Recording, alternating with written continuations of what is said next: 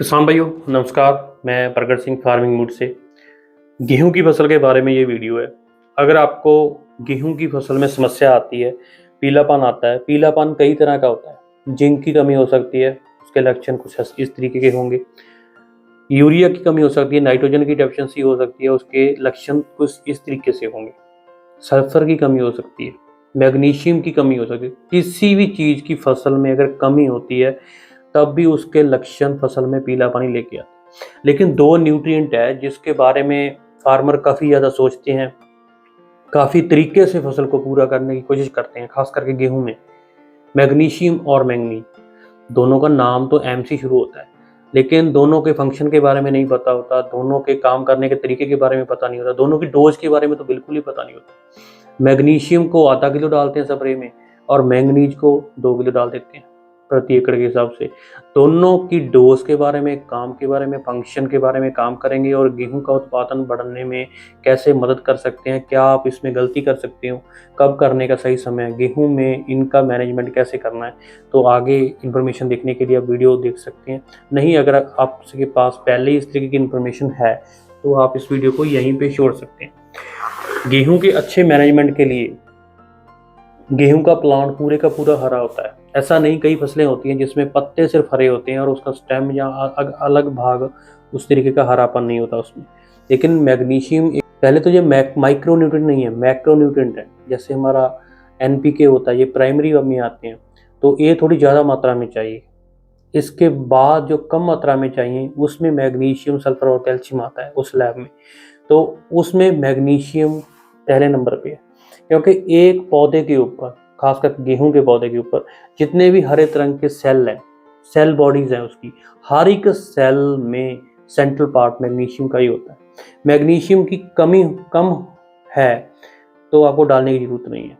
अगर इसकी कमी बहुत ज़्यादा है, अगर आपने सॉइल टेस्ट भी करवा लिया, प्लांट के ऊपर भी दिखाई दे रहा है, तो इसको अगर आप पूरा नहीं करेंगे तो कितना भी आप पोटास डाल लो, कितना भी आप मैग्नीशियम डाल लो, फॉस्फोरस डाल लो, डीएपी डाल लो, तो मैग्नीशियम का काम कोई और न्यूट्रिएंट करने वाला है नहीं।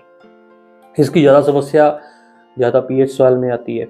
इसकी ज़्यादा समस्या यहाँ सॉइल में ऑर्गेनिक मैटर की कमी है वहाँ पे आ जाती है। जहाँ पे ज़्यादा पानी रुकता है वहाँ पे समस्या इसकी आ जाती है। जहाँ पे ज़्यादा लोग डीएपी डालते हैं, इसको डालते नहीं है, वहाँ पे ज़्यादा समस्या आती है। मैग्नीशियम प्लांट को हरा भी करता है। मैग्नीशियम एक माइटोकॉन्ड्रिया का भी पार्ट है। मैग्नीशियम एक प्लांट में एनर्जी क्रिएटर का भी काम करता है। मैग्नीशियम प्लांट में डीएपी के काम करने के, डीएपी के फंक्शन, फास्फोरस के फंक्शन को भी बढ़ाता है। मैग्नीशियम को आप छोड़ नहीं सकते किसी भी क्रॉप में। फ्रूट का साइज अच्छा बनाना है, पहले प्लांट में बायोमास कितनी तरीके की स्टेज आती है। रूट डेवलपिंग स्टेज आती है, टिलरिंग स्टेज आती है, उसमें फिर वेजिटेटिव ग्रोथ होती है, उसके बाद फिर फ्रूट इनिशिएशन स्टेज आती है, और फिर उसमें हेडिंग स्टेज आती है, फिर उसमें मिल्किंग स्टेज आती है। कितनी स्टेज रहती है एक क्रॉप की ड्यूरेशन। अगर 150 डेज की, 150 दिन की कोई फसल है, खास करके वीट, गेहूँ, तो इसमें मैग्नीशियम का हर दिन में रोल है। मैग्नीशियम जब आपका प्लांट धरती से बाहर आ गया, जर्मिनेशन हो गई, तब से लेके इसको प्लांट पकने तक इसकी ज़रूरत है। तो इसको देने का सही तरीका क्या है? अगर मिट्टी में कमी है तो 10 kg प्रति एकड़, 25 kg प्रति हेक्टेयर। इससे ज़्यादा मात्रा में दिया जा सकता है, लेकिन ये मिनिमम अमाउंट है, यहाँ पे इसकी कमी है। तो मैग्नीशियम के फंक्शन के बारे में आपको बता दिया गया, मैग्नीशियम की डोज के बारे में बता दिया गया, जो बेसल डोज में खेत की तैयारी समय आप डाल सकते हैं। मैग्नीशियम की स्प्रे करना भी बढ़िया रिजल्ट मिलता है। अगर आपका बहुत ज़्यादा हॉट स्ट्रेस नहीं चल रहा, बहुत ज़्यादा कोल्ड स्ट्रेस नहीं चल रहा, ज़्यादा गर्मी में, ज़्यादा सर्दी में इसके अच्छे रिजल्ट नहीं आते हैं, क्योंकि तब सेल वाइब्रेशन इफेक्ट हो जाती है, अच्छे तरीके से सेल खुलते नहीं है, बंद नहीं होते हैं, सेल की क्लोजिंग ओपनिंग प्रभावित होती है काफ़ी ज़्यादा। तो अगर अच्छा अनुकूल वातावरण है तो आप फसल की टिलरिंग अवस्था के ऊपर इसके 2 स्प्रे कर सकते हैं। उससे प्लांट का सरफेस एरिया भी बढ़ेगा, प्लांट की एनर्जी स्टोरेज कैपेसिटी भी बढ़ेगी, प्लांट में गुड सिंथेसिस होगा प्रोटीन का, प्लांट में ट्रांसलोकेट होगी एनर्जी काफ़ी ज़्यादा, प्लांट के बायोमास बढ़ने के चांसेस हैं, प्लांट में नाइट्रोजन और फास्फोरस की गुड यूटिलाइजेशन होगी। तो जितना भी आप इसका स्प्रे करेंगे तो डेफिशिएंसी के अकॉर्डिंग तो आपको उसका उत्पादन में असर दिखेगा। लेकिन इसको मैंगनीज के साथ आप कभी कंपेयर मत करें।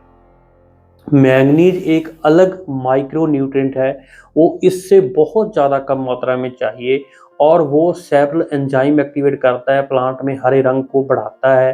प्लांट में जितना भी प्लांट ने रूट के माध्यम से या हवा के माध्यम से पानी ग्रहण किया है, प्लांट के अंदर पानी जो गया है उसको तोड़ने का काम जो करता है मैंगनीज करता है। उससे एंजाइम बनते हैं, रस बनता है, प्लांट का सैप बनता है, बहुत कुछ बनता है।